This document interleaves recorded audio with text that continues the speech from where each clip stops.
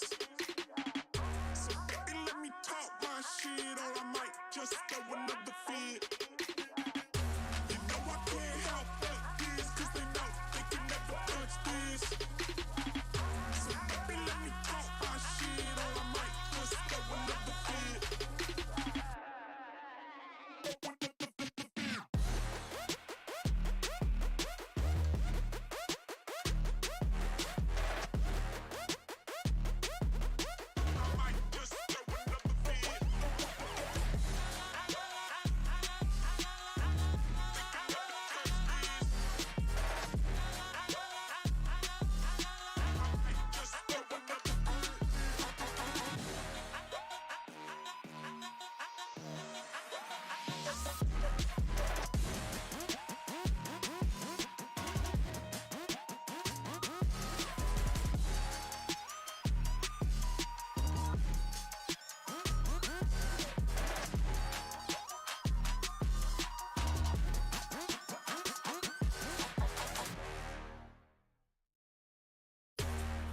Can't help but this, cause they know they can never touch this. So baby, let me talk my shit, or I might just throw another fit. You know I can't help but this, cause they know they can never touch this. So baby, let me talk my shit, or I might just throw another fit.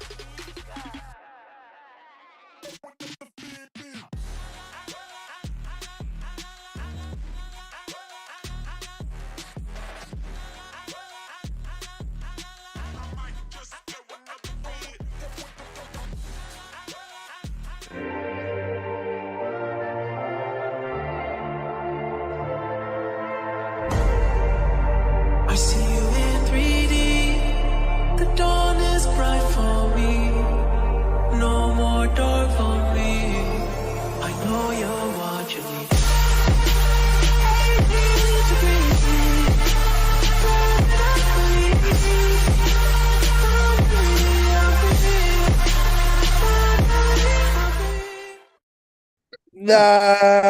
What's up, YouTube? This your guy Hector, aka host of the Morning Brew, and I'm chilling with my man, like always, on a fine Friday evening, the one and only Jigga Man Porto. And this is Get Yanked, baby. Jigga, how you doing? I'm telling you, bro. Every time you do that intro, I feel like at that point I'm just like, all right, thanks for tuning in, bam, and then I'm just ready to leave. Like that's all I need, bro. It's Friday. You know I love this hour on Fridays where we get to talk all that shit we want and just point out, everything we find on social. The chat already blowing up with some funny comedy in there. I mean, I know some people have seen some of the comments in there. Hirsch had a real good one in there. Hirsch, you look crazy, man. You got a little throwback, Yeah, let's do the roll call real quick before we continue. I got Sunil is in the chat. Sunil, what it do? Anthony Medina's in the building. Anthony, the infamous Hirsch, who we just mentioned. Hirsch, what it do, my guy? Jeff 4423 is in the building. The 2 Tree, what it do? Jared Williams is in the chat. Mr. Jared, how are you doing? NyynewsTV family, hit the likes for the guys as you come in. Smash it. Just smash it. It's simple. Just do it. Smash that thing. But one thing I'm hyped before we continue, one thing I'm hyped about Jigga Man is that this right here will be the last Friday, right, that we do a Get Yanked without any Yankees news. Because we got spring training right around the corner. February 15th, Pete's doing his morning show. February 15th, pitches and catches. They already down there right now. You can already get early footage of guys working out at the Yankees complex. I'm just happy because the next time we come on, we'll probably have some Yankee news to talk about, bro, with spring training. How you doing? Yeah, I'm excited about that, but I'm also worried, right? Because I fear that we might have to put ourselves in a position where we're going to be yanking things that the Yankees organization is doing. So I'm hoping that's not the case, right? I'm hoping we have good things to yank and we just focus on yanking people that are talking crazy. But Bro, it's here. It's We're here. feeling it's coming. It's here. It's coming so soon. And the non-roster invites have already been put out there, right? We didn't mention to bring it up because we already talked about it. You guys already talked about it. But Jason Dominguez, the 19-year-old prospect, will be at Yankee spring training as a non-roster invite. We'll get to see our eyes on Jason Dominguez. Anthony Volpe, we already know that he's there. But Mr. Austin Wells and Anthony Sigler, two of our best prospects when it comes to the catching position, will be in spring training as non-roster invites. Austin Wells with the big bat from the left-hand side, and Anthony Sigler, who's a hitter, at the same time a solid defender, and for a catcher, he does have blazing speed. When I saw him play for the Hudson Valley Renegade, he was actually the leadoff hitter for a couple of games. So I'm super excited to see what happens in spring training. People in the chat, let us know, who are you excited for in spring training? What do you mean, got bro? LA Yankee Kings in the building. Spanky! The spank. Sorry, I'm looking in the chat too. All right, I like being. We got the new emoji alert. I gotta spam the chat with it also because I'm super excited. We got the spank emoji. Spam it. Hold on, I'm looking for it right now. I'm gonna spam it as well, bro. Spanky's got an emoji. Such a beautiful thing. But I saw somebody in the comments. They said 5 days till Aaron Hicks Day. A what? A what? Stop. You're gonna make my ears bleed. But shout out to John Webster in the chat. John, what it do, my guy? Mr. Webster, I hope you're ready for spring training because it's literally right there. Besides Aaron Hicks and Josh Donaldson, let us know in the chat, who are you guys excited for in spring training? My man Jared Williams says Aaron Judge, and we all excited about Aaron Judge. Number 99. Let's see what he does. Of course, Yankee he's going to spam the chat with Esteban Florial. Esteban Florial in the chat. Of course, that's what LA Yankee King would do. I think we need to get like a GoFundMe going for LA Yankee King and get him like an Esteban Florial jersey. I think we need to do that. Let's try to figure that out. But by the time we probably actually get the GoFundMe to the level that it needs to be to buy the jersey, he'll probably be traded to another team. So hopefully it's another team where LI can watch him and probably get a jersey. Yo, you know what we do? A giveaway, bro. We do a giveaway for LI, and then we do a giveaway for Aaron Hicks jersey. I promise you, neither one is going anywhere. All right. My man Hirsch, she said, can we attach Hicks to that little Chinese spy balloon that was circling around the country? You know what, Hirsch? I think we can actually do that. I think we should call the CBP and have them bring one of those balloons to take both Josh Donaldson and Aaron Hicks out of here, bro. Y'all crazy. Even trying to be like, nope, y'all keep Aaron Hicks. Right? Yeah, exactly. They'll hang up the phone call. We'll call them like, hello, we got like, quick, Aaron. cut the transmission. Stop like, so we got Aaron Hicks and Josh. Hello.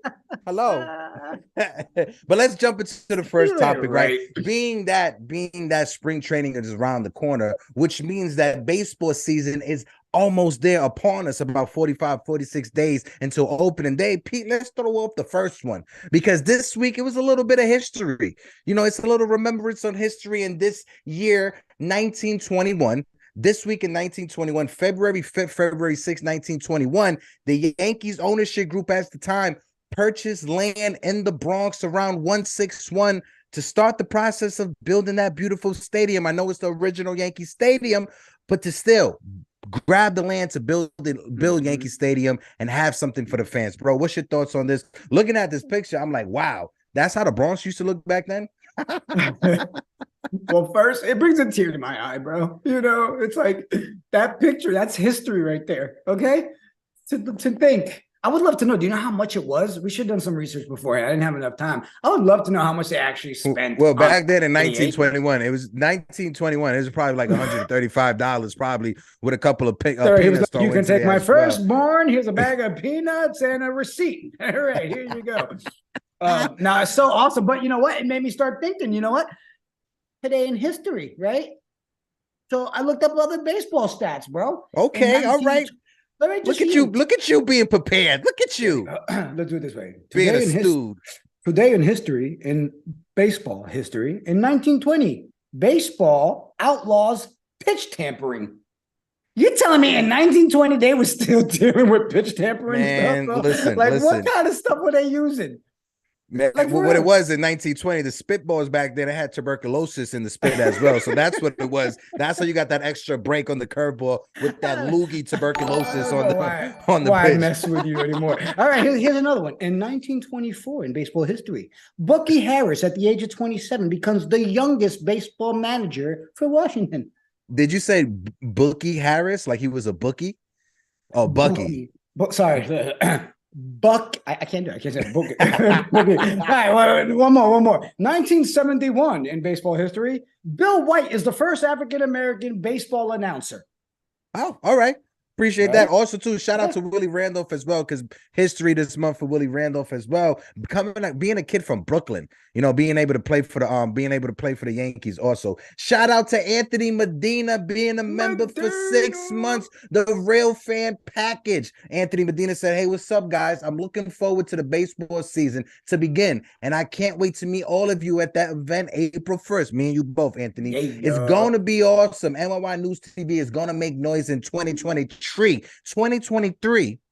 The tree is going to be a big year for us, baby. It's going to be an awesome year. Make sure if you guys haven't purchased your tickets, purchase your tickets for April 1st. And on top of that, make sure you come April 2nd, because April 2nd, Game Season Live, Gramercy Ale House, myself and Pete Simonetti will be calling the game. And Jigga Man Porto is going to be running back and forth with Jello shots, just handing Jello shots to people, just giving Jello shots back and forth. We didn't agree on this, but I'm just putting you on the spot, bro. Jello shots. Listen, I'm okay with the Jello shots, but if you were to start saying you can have body shots off of Jigga Man, we got a problem, all right? We ain't going to Cancun, son, all right? No way. Why is it every time we talk about it, I feel like we should play the video? Am I crazy? Hey, producer back there, are we able to do that? Can we play that dope hype video? We throw it out there. Eric Wallace is in the chat. EY, what it do? Eric Wallace, hit those like for the boys as you guys come in, as we continue this conversation. But if we can't play that video, we can go on to the next one, bro. It's no big deal. We don't want to put producer Pete on the spot. He said, I can't do it. But make sure you guys are there, brother. Okay, dude. All right, I'm going back. I'm going back to my seat in the back. All right, fine. You know how we make up for it? Heck, sing. Come on, let's stop doing it. I'd rather do the Hulk Hogan impersonation. But let's throw the next topic in there. You guys probably already heard about it this week from Pete dropping the news, but I wanted to bring it up on Get Yanked because I'm a big fan of this guy. This is a person that I followed on both Instagram and on YouTube. Yankee Farm is joining the NYY News TV family. Pete Simonetti is just building like a Golden State Warrior dynasty over here, a 1990 Yankee dynasty. That's what we building up over here at NYY News TV. But Yankee Farm, they put out great content. If you guys aren't following them on YouTube, make sure you go follow them on all socials, YouTube, Instagram, Twitter. Make sure you go follow them because they do give a lot of great information. They had on Instagram today highlighting Kiner Delgado, which is a prospect that I've always had my eye on. I think when Pete came on the show for the first time, Yankee Small and Brew, I brought up Kiner Delgado because he was killing it in the developmental league. And that's a prospect we need to keep our eye on as an 18-year-old, 19-year-old shortstop, bro. Facts. Yeah, congratulations, man, to the Yankees Farm joining the team. I'm telling you, yo, Pete is just NYY News TV is building like the super Avengers. It's like when they all came together and we're trying to get there before Thanos does the snap, right? So Pete, just please make sure we get to Thanos. There you go. No more snapping. NYY News is getting crazy big, bro. But man, the videos and the content that he puts out there is dope. So to have that added to the family, like, why would you there's no reason to leave at this point. Just keep NYY News TV on at all times, right? It should just be like a 24-hour feed. Is that what we're going for? Pete, that's fine. All right. That's how it should be. That's how it should be. I know it'd be good for the YouTube algorithms, but our guy Halal is in the chat, Backstage Baseball. What it do, Halal? Hope all is well. But let's shift and let's throw it to the next one. You got something you want to bring up before we do that, baby? Thinking about the whole 24-hour thing, can we do like a 3 a.m. like late night talk show? Well, 3 a.m. may be a little bit past my bedtime. All right. Just saying. What? I'll talk to Pete. All right. Just saying. If you had it, you'll be on YouTube 24/7. I guarantee you that. But let's throw up the next one because I think it's a good way to kick off spring training. Yeah, and while that's coming up, let me see real quick. I saw in that.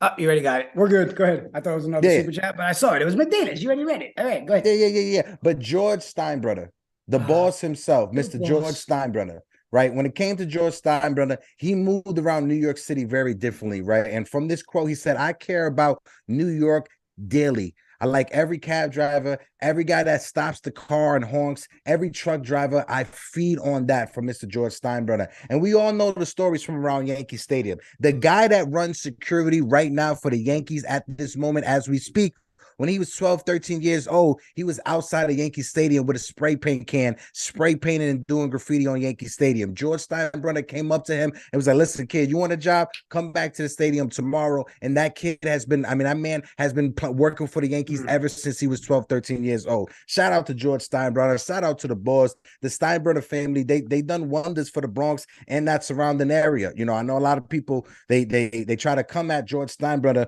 for the money that he spent. But one thing about George Steinbrenner, the charity work that he did a lot of charity work around the Bronx. But one thing he made sure was not to let people know that he was doing something. One thing about George Steinbrenner, he always said, if you're going to help somebody, you don't need to pay for advertisement to announce it to people to get admiration back in return. Do the right thing without expecting things to be done for you. And the boss, he lived his life the right way. What's your take on that, Jigga?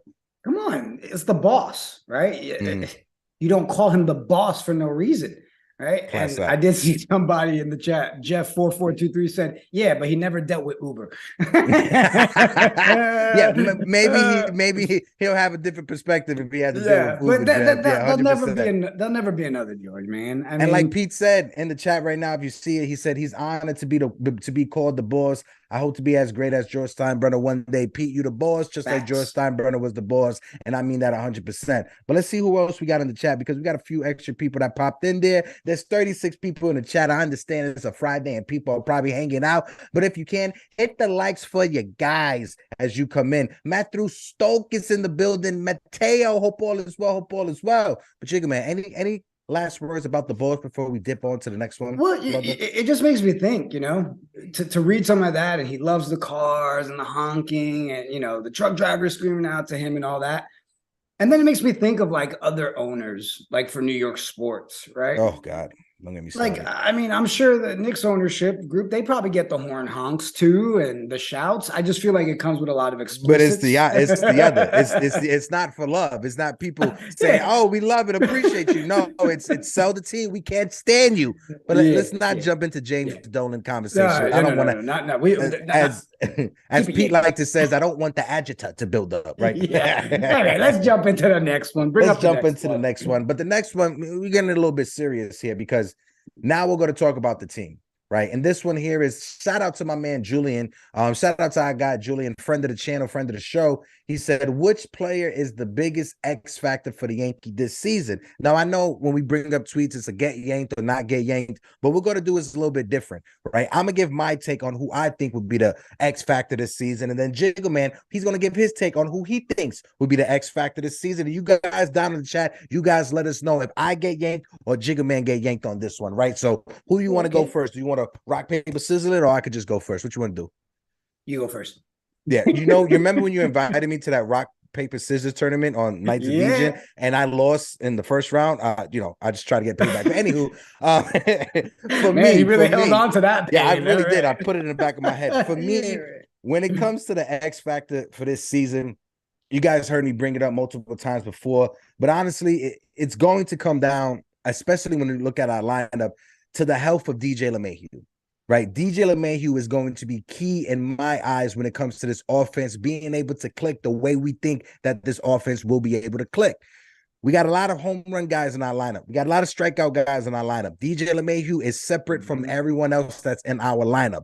And the X factor for this season will be, how healthy will DJ LeMahieu be? How healthy will L.I. Yankee King, favorite Yankee, be DJ LeMahieu this season if he can stay healthy? I seen L.I. in the chat. He said biggest X factor, Gleyber Torres and Esteban Florial.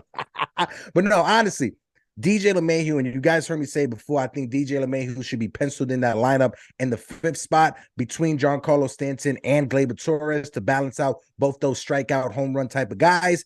But it's going to be DJ LeMahieu, bro. And let's see how he bounces back from that toe injury. What about you, bro?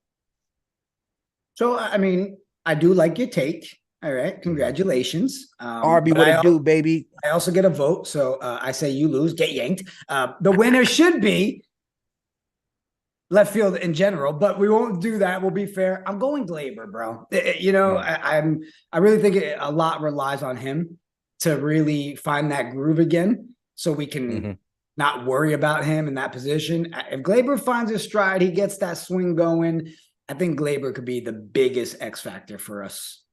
I like that. I'm going with the Gleyber route. I'm going Gleyber. Honestly, when I was thinking this, bro, to me, it came down, and I'm not just saying this because you my best friend, but I'm saying this in all reality. When I was thinking about this situation and this conversation, it came down to both DJ and Gleyber. Because everything that you just said about Gleyber Torres, we need Gleyber Torres to have that bounce back season. DJ LeMahieu, we need him to be healthy. Because when you think about it, before LeMahieu went down, he was batting to almost close to 300. Right. And then right before he got injured, he went down on a real bad spell, got cold, and was never the same hitter. The same thing for Gleyber Torres. Gleyber Torres showed us in the first half of last year that he was the borderline all-star at second base. Once the trade rumors happened, once the trade deadline happened, after the trade deadline, Gleyber Torres turned into Greg Bird. Was never the same hitter like he was in the first half of the season. He came on at the end. In September, he did come on in the middle of September towards the playoffs, but at the same time, he fell off of a cliff. So if this team is going to do anything, we're going to need both DJ and Gleyber Torres to bounce back and do what we know what they can do. You got a smile on their face. What you looking at right now? Well, some of the comments, right? So Jeff, he made it clear. He gave us a big no. Gleyber got to go. So in other words, I just got yanked on his decision. Anthony says Hicks is starting at left field. Hicks will have a bounce back year. Stop hating on Hicks. Yeah. But then I also saw somebody say space will do better. Where was it? Jiggerman Porter, empty space will do better than Hicks in left field. Empty air can play better defense too. Ouch. And that's the thing, man. Like I didn't know we were gonna do it. Like you pick one, I pick one. Which worked out great because the two I had on my list, DJ and Gleyber, man. Like it has to be both of them. And you can look at it like biggest X factor, but it's more of like biggest need for us to be able to focus on other stuff is relying on DJ and Gleyber to step up and come back, right? So then we can really pay attention to the pieces that need to be fixed, left field. But all right, chat, who got it right? Me or not Hector? No, it's definitely going to be me. Let's look at the chat real quick, though. L.I. Yankee King, of course, he says DJ LeMahieu needs to be traded. My man Anthony Medina says until Gleyber decides what kind of a player he wants to be, I say no to him. Got to respect it. The Rushmore show is in the building. He said Michael King injury changed the team, which is definitely true, which is 100% true. You can't argue against that.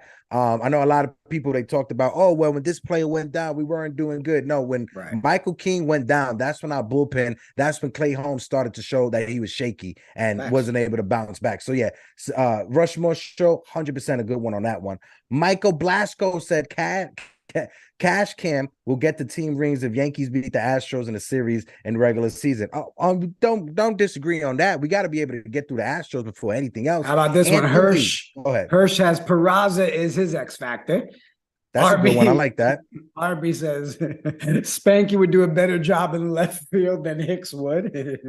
Definitely. We all agree on so many things. That's why I love our Friday shows, man. It's beautiful. Great minds think alike. And what Arby put right there, he said Spanky would do a better job. Listen, we could go to 125th Street in Lexington now. There's a few people on the corner over there would probably do a better job in left field than Aaron Hicks would do in left field. I guarantee you that. Jeff said, if you do research, Gleyber is only good when he wears glasses, which means that my man needs to wear his glasses. Only reason I don't wear my glasses is because the glare on the screen. That's the only thing.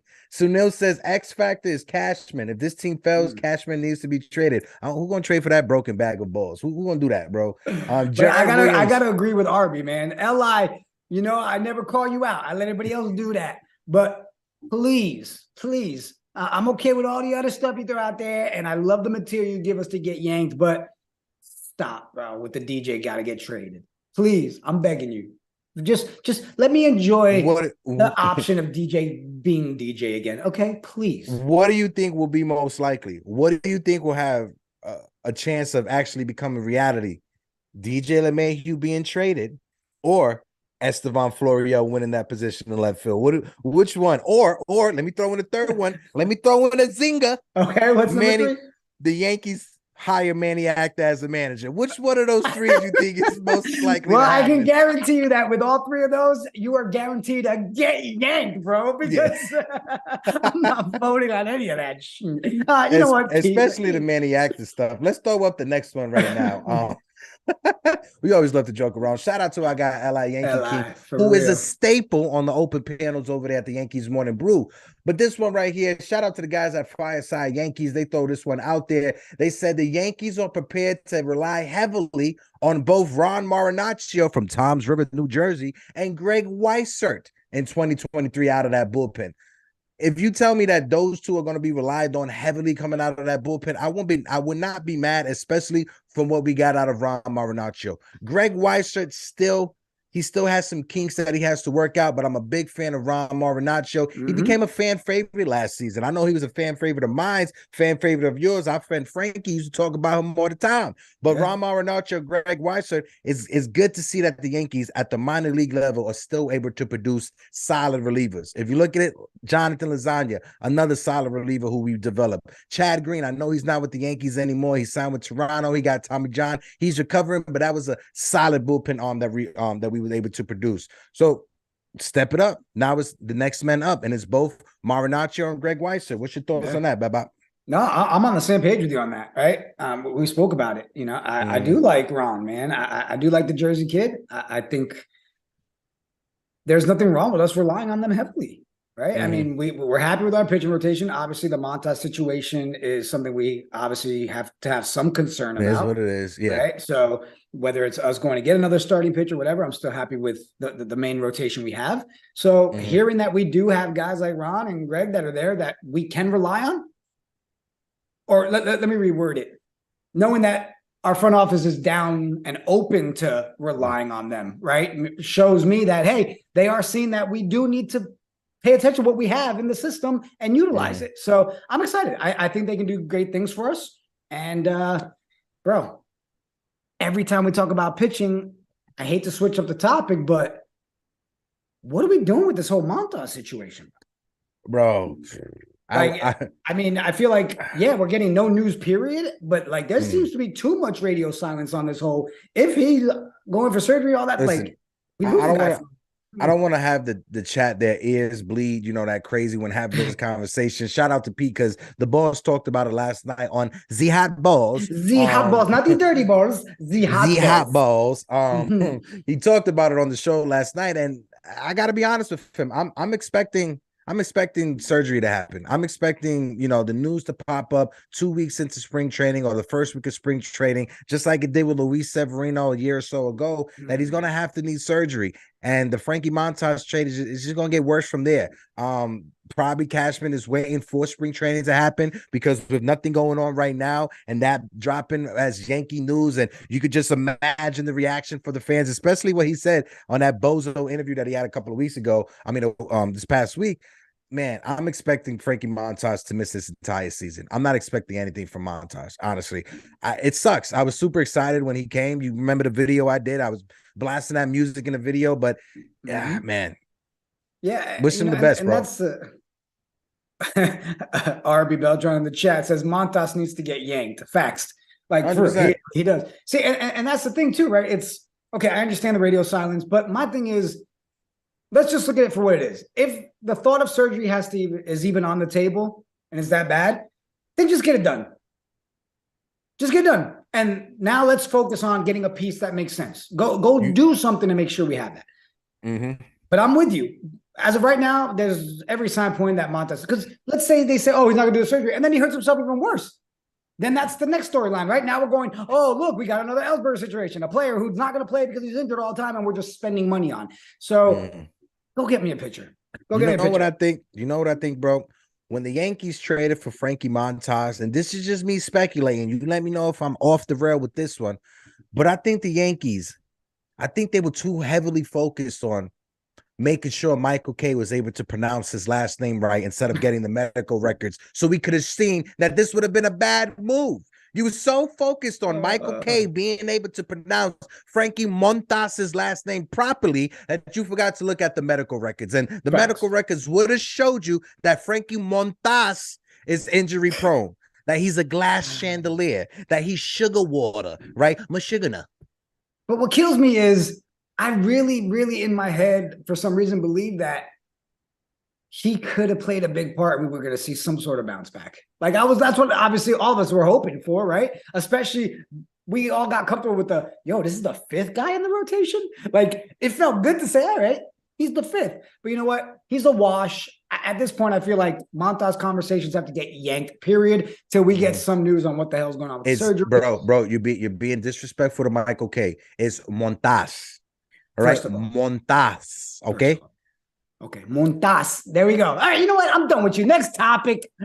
But before we go into the next topic, Brad Jewis is in the building. Bradley, sir, how are you doing? Mr. Albert Wheeler, the Wheels of Steel, is in the chat. Albert, how you doing? Hope all is well. Albert says, hi. If Hicks and Don plays, they play baseball.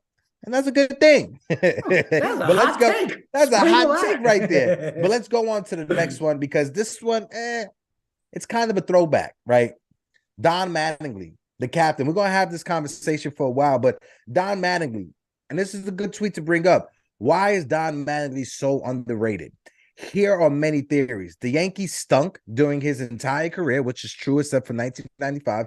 Keith Hernandez played in the same city at the same time, which was true. His overall injury shortened his career, overshadowed his profile. And the analytics don't love him when it comes to Don Mattingly. But if you look up Don Mattingly's stats, if you look up his stats, his peak prime for about 5 seasons in a row, there is no argument to be had. Don Mattingly at that time was the best player in all of baseball. You could say that Keith Hernandez was a better fielder than him. Fine. Keith Hernandez had no power. I don't even think Keith Hernandez cracked 20 home runs ever in a season. He was a high batting average guy, low power, and a fantastic, great glove at first base. But when it came to the overall player, Don Mattingly definitely Mr. Baseball. He was called Donnie Baseball for a reason. The face of baseball, even though the Yankees were horrible at that time, definitely deserves to be in the Hall of Fame, bro. And people need to put some respect on his name. What do you guys think in the chat? Let us know what you think of Don Mattingly and how he's been disrespected by the baseball writers, which is blasphemy. Let me tell you a little story. Go ahead. Story time. There was this half Puerto Rican, half Jewish kid at that time living in Yonkers, New York. And he was about 11 years old. And I remember him walking around on Halloween with that penciled-in mustache and that Don Mattingly jersey. And I enjoyed every second of it. Stop with the blasphemy against Don Mattingly. All right. Every single person that sits there and says Don isn't the man needs to get yanked. You will never see me on the side of not respecting and loving everything Don Mattingly did. Yeah, there were years and seasons he played where we had the shittiest team possible. But Don Mattingly, man, between the mustache, his gameplay, and the fact that he's a legend of a Yankee, I'm on the Don Mattingly gets disrespected left and right. Do you know what was the highest strikeouts Don Mattingly had in a single season? How many times do you think Don Mattingly struck out in a season as a career high? Just throw a number out there, bro. Well, I've got it up on my screen, so I'm not going to say it. So do I. All right, chat. Let's act like you don't have the internet. Drop your comment in the chat. 43 times. 43 times was Don Mattingly's career high when it came to strikeout numbers. In a season, Don Mattingly, he's a career 307 hitter, right? When you look at seasons that he had from 1984 to about 1989, he hit over 300 for those straight seasons in a row, 6 seasons in a row, 343, 324, 352 in a season, 327, 311, and 303 in a season. And then in 1990 is when the back injury started happening, 256, but then he was able to crank it up to 288, then 288, 291, 304 in 94, and then 288 in 1995. Yeah, bro, he retired. That season that he had the 43, if you look at that whole stat line, I mean, he had 640 at-bats. So literally, our dude almost 600 times not striking out in a season. I mean, that's huge, bro. 43 strikeouts for an entire, and that's the high? What was his lowest? His lowest strikeouts for a season, 1990. But injured, let's see, 1994, 24 times. In 1994, Don Mattingly only struck out 24 times in that season. Bro. Anthony Medina. Don Mattingly was my favorite Yankee of all time. Facts. I still can't grow the mustache like you do, bro. Look, I try. I'll never get it. But that's Donnie baseball. Facts, Hirsch. Yeah. Even Hirsch, Donnie baseball. You cannot disagree. And now Don Mattingly, he's going to be with the Toronto Blue Jays and stuff like that. Obviously, we're going to have to live with that. But Donnie baseball, you cannot deny the presence that Don. And this is the crazy thing. Everybody said that, oh, the Yankees sucked and was horrible in the 80s. Do you guys know in the 1980s, the Yankees and all of Major League Baseball had the highest winning percentage? Even though the Yankees never won a World Series, even though the Yankees never made it to the playoffs in the 80s, they had the highest winning percentage. If you look at how baseball is lined up right now when it comes to the postseason, the Yankees would have definitely made the postseason in the 80s if it was today's lineup when it comes to how everything is broken down with the extra wild cards, et cetera, et cetera, et cetera. In the 80s, yes, the Yankees never got to the playoffs and never won a World Series with Don Mattingly. I get that. But at the same time, in the 80s, with him and Dave Winfield, the Yankees had the highest winning percentage, bro. Yeah, for a second there, I thought L.I. was started off with a nice comment in there. He said that dude, Don Mattingly, was allergic to strikeouts. And then it follows up with, like, Cashman being allergic to being a good GM. Oh, you Hector, you muted, bro. All right. Hector's microphone. Yeah, I do that time to time. I apologize. But like I was saying, 1994, when he struck out 24 times, bro, there was times last year that Josh Donaldson struck out 24 times in a week, bro. There was times Joey Gallo struck out 24 times in a span of one series, said it. Bro. Hold on. You said it, so now I got to look. I want to literally let's look at last season strikeouts for Josh Donaldson. 2022 season, 148 strikeouts. God, how many seasons did it take, Matt? We could go right now in what, 10 seasons, maybe? Okay, from take 5 93, 84, 85, 86, 87, all 6 of those seasons add up to the amount of times Josh Donaldson struck out last year. Hold on. Let's have fun with this. Let's see. Hicks, how many strikeouts you have last year? 109. Michael Caputo's in the chat. Caputis, what it do? Oh, 109? 109, cool. For Hicks, that's 3 seasons for Don Mattingly. Maybe 4, maybe even 4 seasons. Go ahead and keep talking crap about Mattingly, people. For those of you that talk on Mattingly, get yanked. Also as well, he had from 1984, 1985, 1986, 44 doubles, 48 doubles, 53 doubles, and then in 1985, 145 ribeyes, 145 RBIs, bro. If you want a trash team, but you got 145 RBIs for a season, you definitely are the best player in baseball. Like 145 RBIs, that's video game numbers, bro. For real. Like you went in and you purposely messed with the settings. You put all the sliders down to the left. That's how I play the show. That's why you okay. Yeah, that's how I do it.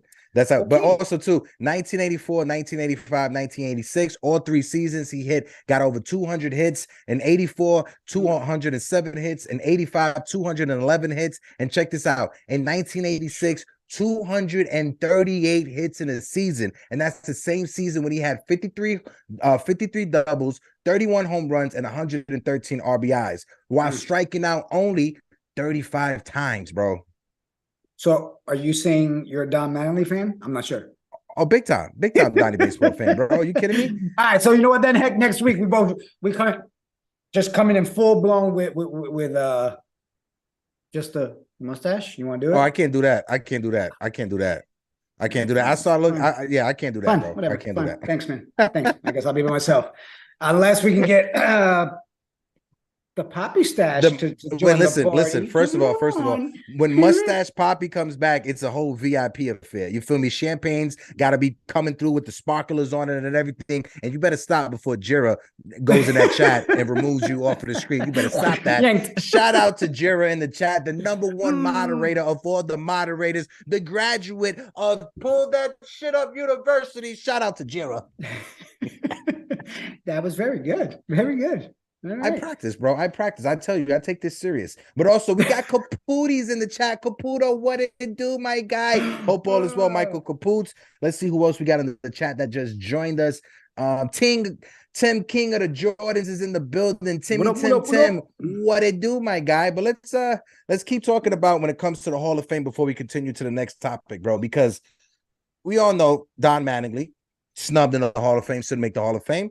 Another Yankee that we talked about that I think should make the Hall of Fame, Bernie Williams.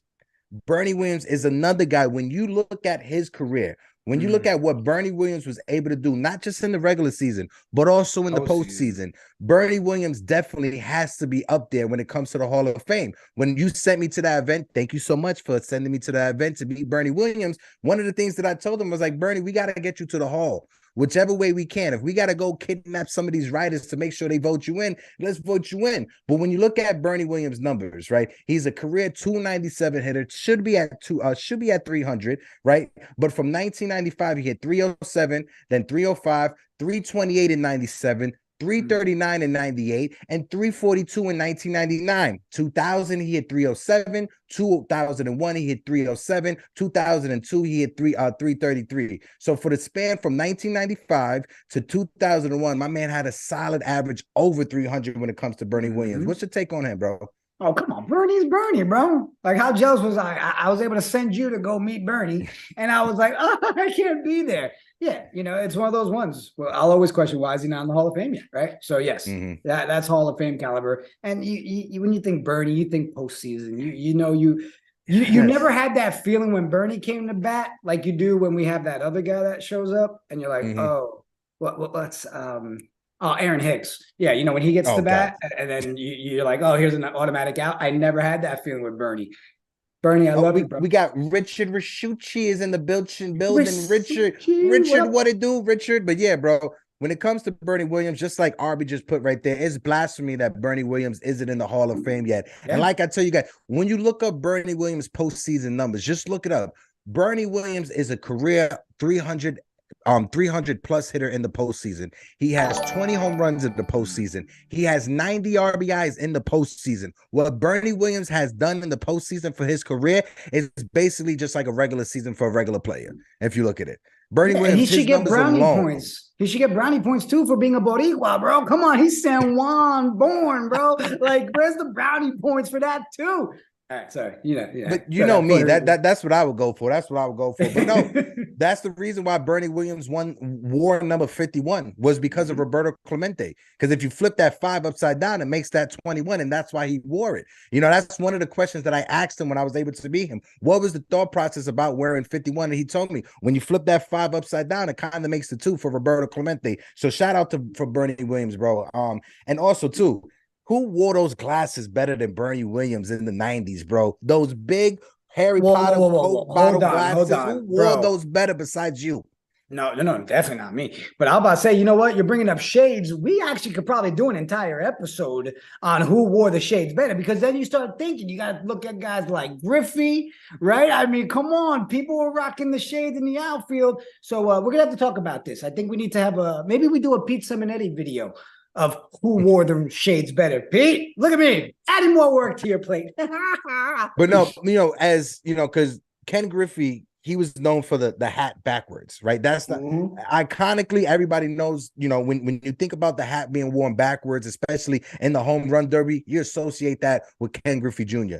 For me, those glasses, you associate those glasses and the sweatbands on the wrist and the 2/3 quarter shirt, you associate that with Bernie Williams from the 90s, bro. Because Bernie Williams, he was a smooth operator, and he made it look easy, especially when he was hitting home runs from the right-hand side of the plate, bro. The way that he just dropped the bat and would walk, bro, is poetic justice. We love you, Bernie. Yeah, I felt definitely.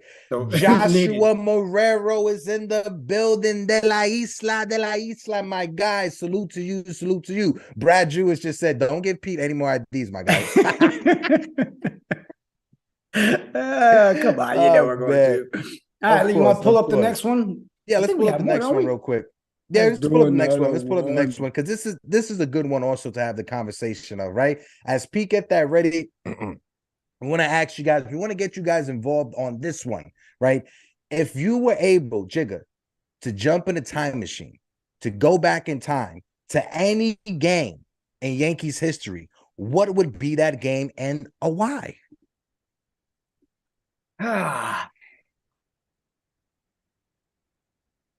Honestly, bro, it'd be between two.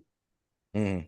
And that's because, because I mean, I would be crazy if I didn't want to see a game where I got to see Yogi play, right? Mm-hmm. Like, how great would that be, bro? To be in like the 1950s, right? Seeing DiMaggio, seeing Mantle, like, oh. But then the others, the young me is like, oh man, imagine being at that 96 World Series, right? So it's one of those two. But if I had to fully pick, I'm probably gonna say I'd love to go see the old OGs play. Sign me up for a Mantle and DiMaggio game, bro. I'd be happy as can be. You know what's crazy, bro? You know it's crazy because I was thinking hard on this one, right? And you brought up Yogi. And that's why I put that smile on my face, because I'm gonna go a little bit greedy like you did, and I'm gonna say 2 games, right? The first game is gonna have Yogi Berra in it, but also is gonna have Jackie Robinson in it. I want to go back to that game when Jackie Robinson steals home plate, but it has to be with the same technology we have now when it comes to broadcasting, so we can get that game, especially that play, HD close up from different angles to finally see if Jackie Robinson was safe or was Yogi right when he said that he tagged him out. Right? When I told you when I used to work at Lombardi's back in the day, that's one of the questions the owner of Lombardi's, shout out to John, he asked Yogi Berra. He said, yo, what happened between you and Jackie Robinson? And even at his old age, Yogi Berra said with the curse word, he said he was fucking out. Just like that, right? So shout out to Yogi for saying that. But no, honestly, it would be that game with Jackie Robinson and Yogi Berra with the technology we have today, so we can have the different angles. And the second one, because I did say too, because I said I was going to get a little bit greedy, the second one would be when Babe Ruth called that shot in Chicago in Wrigley Field in the World Series. Wait. That's the one right there. No, you can't. No takebacks. No takebacks. No takebacks. But if I could, I will go back in time if I was able to go to that game in Chicago in Wrigley Field when the big Bambino caught his shot. I would love to see that because, one, it's a myth. People said that never happened. You know, people say, oh, he wasn't called. He was just pointing to somebody in the stand. Listen, put me in a time capsule. Let me go back to the 50s. I mean, let me go back to the 50s. Let me go back to when that happened, you know, pre-World War I, World War II, however you want to put it. But yeah, put me back in that time so I can see when Babe Ruth called that shot, bro. Bro, those are good ones. Let me read out some of the chat ones. I see Sunil said the 1998 Wells perfect game. Ooh, nice. That's a good one. Nice, Sunil. I like that one. Brad dropped the Don Larson perfect game. Oh, that's a nice one. That's a nice one. Jeff 4423, 27 Yanks World Series. Yes, sir. All right. Sunil says 1995 ALDS Game 2. This is won by Don Mattingly. Hold on to the roof. Goodbye home run. Sierra and Mattingly back to back. Oh, first of all, that is the greatest home run walk off when you got Ruben Sierra from Ruben Sierra, the most swaggiest home run ever in postseason history. Who else do we got up there? Oh, I saw this one here. Where was? Let me grab it. Oh, Hirsch said Game 6 of the 1996 World Series. Just like you said, that place was rocking. Let's see. You know, when I think about it, how about here's another one. Would you join me on this trip? Let's go watch Maris's 61st home run. Oh, that one right there. That's the one I was deciding to when it came to, do I want to go see Babe Ruth call that shot, or do I want to see Roger Maris, who had hair falling out of his head, hit that 61 home run? But hold on, I want to pull this up in the chat. Our guy Halal from Backstage Baseball, he said, I'm working on negotiation with my parents on how much I have to behave in school to be able to come April 2nd. Big sacrifice, boys. Halal, just know, make sure if you there, it's going to be worth the sacrifice, my guy. So make sure you eat all your veggies, right? Make sure you eat all your fruits. That way you'll be able to join us. Yeah, and if you need help with homework, call Hector. The other ones I saw. That's a big negative for me. I'm trying to think of some other big ones, man. Drop them in the chat. But another big one would be, I'm trying to think of some other. Man, I think we grabbed the ones. I would say, Reggie Jackson, his 3 home runs in the postseason, which was big. Thurman Munson and Johnny Bench, their fight at Yankee Stadium. I would love to see that. There's a few in there that's good. Let's see, from the 80s. If I had to pick from the 80s, I would want to see one of the Yankees game when Deion Sanders was with the Yankees if I had to choose, just because who don't want to see prime time? Who don't want to see primetime Deion? Besides the Yankees, if we were able to go see Willie Mays' catch, that amazing catch that Willie Mays had, besides the Yankees, is there a game from the past or a highlight from the past that you would have want to be there to witness? I mean, I'll even look at last season, man. I would have loved to have been there when Judge hit his. Right, that's one I would have loved him in at, or even Giancarlo Stanton's grand slam after Judge hit his 60. Right, like that night was huge. Man, let's be real. If you said, "Hey, you want to go to this game in the past?" I'll go there. I'm there. Send me to the polo. But I saw the Hector eyebrows, bro. You found another one you thought of. Which one is it? No. I'm looking in the chat. My man Hirsch, he said he put a real good one in the chat. He said the Lou Gehrig speech, which. Yeah, that's our Gettysburg Address when it comes to baseball. The Lou Gehrig speech is the Gettysburg Address for baseball. Let's see right now. Pete said Big Mac number 62 is 62 home runs. That would have been awesome to see. Even though Barry Bonds is a POS, I would have loved to see Barry Bonds hit 73.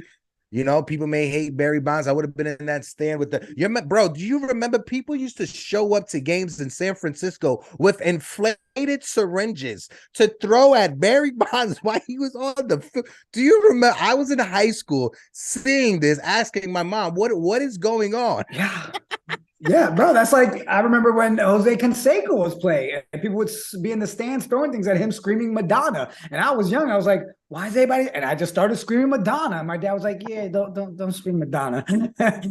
I'll explain later. Never explained. I found out, later. But yeah, bro. I mean, the big syringes was kind of hilarious. It really was. Bro, it was so comedic. And then it's like, what even made it funnier was the fact that the grounds crew, right? They used to have to collect these things, right? And I remember watching a documentary like ESPN put out during that time that when they went into where the groundskeepers and the security guards were just storing all of the blow-up syringes for Barry Bonds, they was like, listen, we're going to have to start decommissioning them because we ain't going to be able to fit them no more.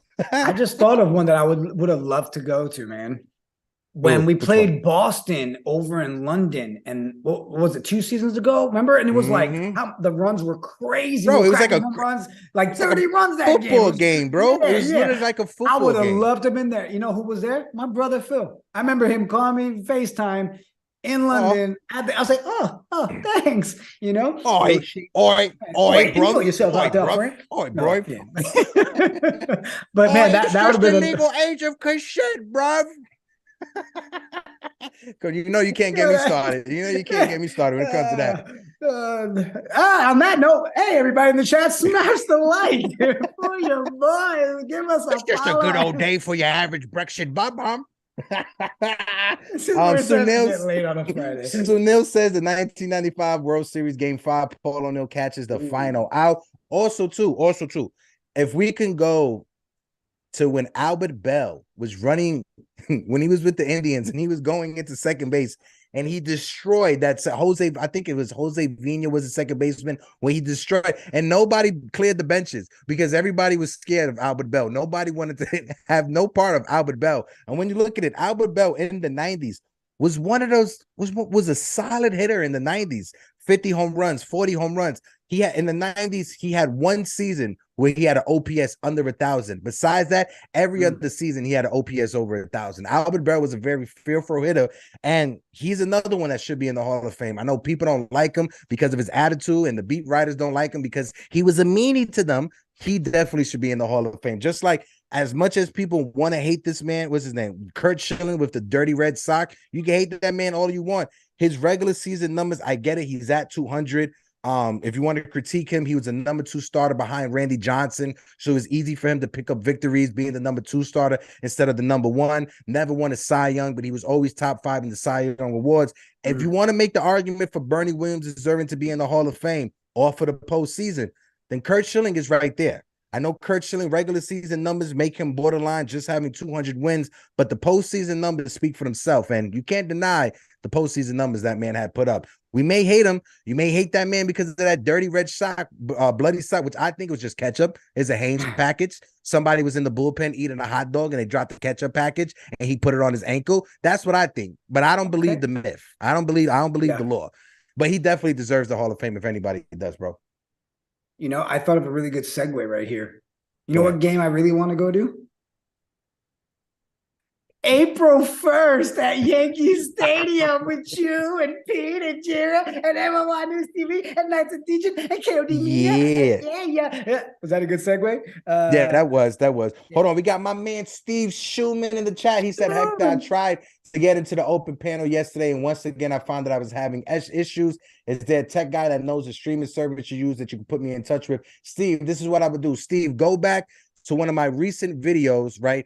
Put your email in Yankees Morning Brew in the last video from yesterday with the open panel. Put your email in there. I'll message you and I'll do it myself. I'll help you walk through it, Steve, because you are a very knowledgeable Yankee fan, and I want to be able to have you on an open panel. And also, guys, if you guys want, on Thursdays, we do the open panel on the Yankees Morning Brew. Sunil jumps on the open panel. TC Stills jumps on the open panel. Michael Caputo, LI Yankee King. It's a good conversation to have for the Yankee fans. And trust me, I know how to be able to reel people back and forth so it doesn't get too crazy. But the open panel, it gets lit sometimes. Sometimes the boss Pete Seminetti, when he's tired or when he's bored, he probably jumps on with us as well. It's true, man. Sorry, I'm sitting here like just looking up all these past Yankees games. I'm like, man, that was a really good topic today, Hector. Good job, man. I try. You really do a good job at your job. I try. I pull rabbits out my hat when there's no Yankee news going around, bro. I try to make the conversation funny. Oh, Sunil said Tino Martinez versus Armando Benitez, an epic 19. Listen, what I understand the Tino Martinez, but you got to put Darryl Strawberry, because the way Darryl Strawberry ran into that dugout and just bang, hit him right in the mouth. Darryl Strawberry, he earned his paycheck that day. Facts. D-Rod said, is Mussina and Schilling comparable? D-Rod, that's a great question. When you look at both Mussina and Schilling, what separates them is that Mussina, he had more wins in the regular season than Kurt Schilling did. I understand Kurt Schilling, he had more of a success when it came to his postseason numbers, and his postseason numbers were a lot better than Mussina's numbers. But during the regular season, you got to remember, Mussina, I think he won 250 games, and that's where, if you're at the edge or the borderline, getting over 250 games gets you in there, you know, when it comes to Mussina. And as well, when it comes to Mussina, he won the Gold Glove for a pitcher like 10 seasons in a row. So that right there adds on to it as well. Not only being a solid pitcher, but a solid fielder for a pitcher as well. Yeah, and of course, Michael Caputo says, once the Yankees get Manny Machado, I will be happy. Michael Caputo, the Manny Machado train starts this season, because I don't want to hear you talking about Manny Machado no more. But we will start the Manny Machado train. Hopefully this offseason, our hearts don't get broken by Steve Cohen and he goes to Queens. Yeah, but you know what? I think this is a good compromise, right? Today, here on this episode of Get Yanked with Li. Okay, we will support the petition for Machado. You stop the slander of DJ. It's a good, fair trade. All right. So this is a binding contract in the state of wherever you are. Put in the chat and say, yes, I agree to those terms. All right. Jason Lang, remember, 6 months halfway to the Golden Crown. Jason. Oh, yes. Oh, yeah. Jason Lang. What it do, my guy. But yeah, I think that's a fair compromise, right? You know, you ask LI Yankee King, you know, and I'm letting him keep Florial. DJ. I'm letting him keep Florial. You could keep Florial as long as Caputo gets Manny Machado on the Yankees. I'm happy with that, bro. Fair. I think that's a good trade-off. Yeah, I think it is. I think Pete was playing the video too while we was talking. So if he was playing the video while we was talking, I apologize for that. We was just rambling off back here, thinking that we was here still talking, but that's hilarious. The Manny Machado thing is a good thing. No, listen, Caputo, I would love to have Manny Machado on the Yankees, but the one thing that I fear is that Steve Cohen next offseason, you're going to start hearing the rumors about Manny Machado wanting to reunite with the manager he had when he was a rookie that helped him grow up in this game when it comes to Buck Showalter. It's the perfect story to be written. It's the perfect love story. If you have Manny Machado as a free agent, Steve Cohen has an infinite amount of cash. He missed out on getting Carlos Correa, so you know he's willing to spend that money on a player he wants to spend it on. And I can see a Manny Machado and a Buck Showalter reunite in ceremony happening next season. I hope it doesn't, because I want Manny Machado here with the Yankees, but we gotta be realistic. Steve Cohen, he has the money, he has the bag, and Manny Machado may want to play back with Buck Showalter. You never know. You never know, bro. Hey, our producer, I don't know if we played it, but I got a message saying that if we want to play that video, we can play it. He played it. No. If you guys want to play it, let's play it right now. Let's play it, baby. You ready to do this? All right, here we go, let's folks. Let's do it. Pulling it up right about now. I can't take no loss. I don't even know what it costs. I hit the ground, then it go off. Yeah, hit the ground, then it go off. Yeah, I can't take no loss. I don't even know what it costs. Yeah, I hit the ground, then it go off. Yeah, hit the ground. Then it go off. Yeah, run it. Ooh, I really feel it's my time. Think it's my year. Yeah. I really feel it's my time. Think it's my year. Yeah. I really feel it's my time. Think it's my year. Yeah. I really feel it's my time, think it's my been ready. Used to hold myself back, my self-esteem been petty. Gotta keep on chugging, ran through everything in front of me. Might smoke bed in heaven, got a whole agenda. Can't aspire to get ahead, so bump that, it's no surrender. Got a dollar flipped up, I'm trying to get it an FT to get them when they're in hand and crypto. Learn how to fix that. I don't really hold out of books, but I'ma learn how to. Come on, guys. You know it's worth it. That video gets me so hype, Hector. Like, just, bro, did we drop the link? Drop the link in the chat. If you haven't yet, then right there, go grab your tickets. There's not many left, guys. That's not a sales pitch. We are happy to say they're flying off the shelf. We are happy to say that Pete had to go request more tickets because the initial bucket was gone. Grab your tickets. Come hang out. Day 2 is free. All you got to pay for is your own food and drinks, all right? Because I'm not made of money. Neither is Pete. Neither is Hector, right? But you get to be there live, watch Pete and Heck tear it up for the game season live. Hey. Guys, grab your tickets. For April 1st, April 2nd, for those of you that can't make April 1st, come hang out at Gramercy, chop it up with us, have a good time. And everybody in the chat, appreciate you guys every Friday tuning in, hanging out with us, man. Like, it's always a blast. I look forward to Fridays.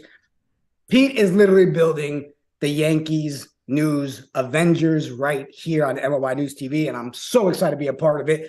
And Hector, can you Before I clear my throat, I just want to remind everybody, today, if I'm not mistaken, is the debut episode of NyynewPD with my man Pete Seminetti, and I got Derek from NYY Recap. Pete, if I'm correct, just please let me know if I'm correct. But I believe it's today, later on tonight, NyynPD.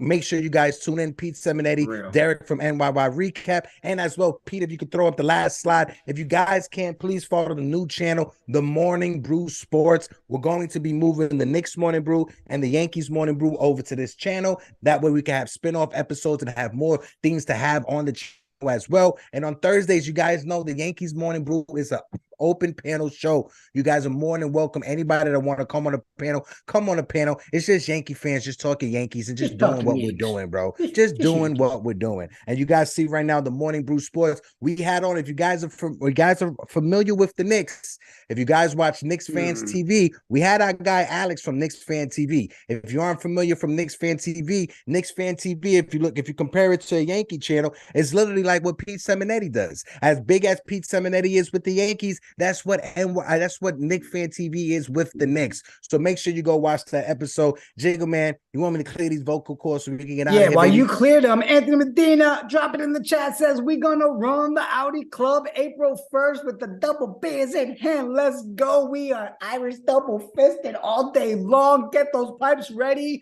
Take us out, Hector. It's car bomb time. All right. Do this real quick.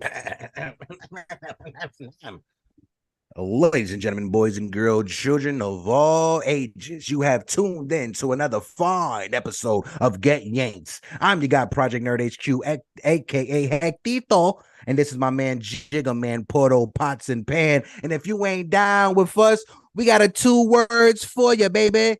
Yeah, yanked. Peace. We Oh out. yeah, we out, baby. I never know when the outro music comes on. Same.